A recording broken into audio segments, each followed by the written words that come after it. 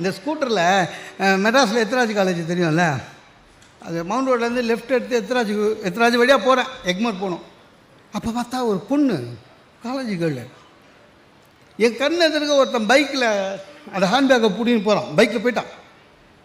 அப்புறம் அங்கிள் என்னம்மா பேக்கை பிடின்னு போயிட்டான் அங்கிள்.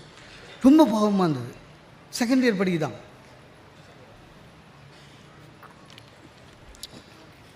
பைக்கில் என்னமா இருக்குதுன்னு நான் நினச்சேன் இது பணங்கன்னு வச்சுருக்க போல இருக்குதுன்னு.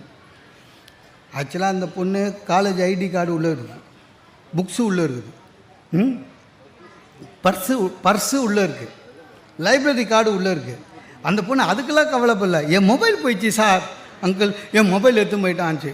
நான் சொன்னேன், நான் கவலைப்படாத, இப்போல்லாம் போலீஸில் ஜிபிஎஸில் கண்டுபிடிச்சிடுவாங்க, நீ வா ஸ்டேஷனில் போய் கம்ப்ளைண்ட் கொடுக்கலான்னு. நல்லது செய்கிறேன்னு ஸ்டேஷனுக்கு போனேன். என் கெட்ட நேரம் அந்த இன்ஸ்பெக்டருக்கு என்ன தெரியல. இந்த பொண்ணு போச்சு, சார் நான் என்ன இந்த அம்மா காலேஜ் படிக்கிறாங்க, ஒரு பையன் பைக்கில் பையன் தூக்கிட்டு போயிட்டான் அப்படின்னு நான் சொல்கிறேன். இன்ஸ்பெக்டர் என்னை பார்த்து சொல்லுமா அப்படின்னாரு. அதான் அங்கிள். இது திருப்பி என்கிட்ட பார்த்து எங்கடா உன் கூட வந்தவன் அப்படின்னாரு. கூட வந்தவனா? அந்த பொண்ணு சொல்லுது, நோ சார், இது எல்லாம் கூட்டுக்கலவானிங்க.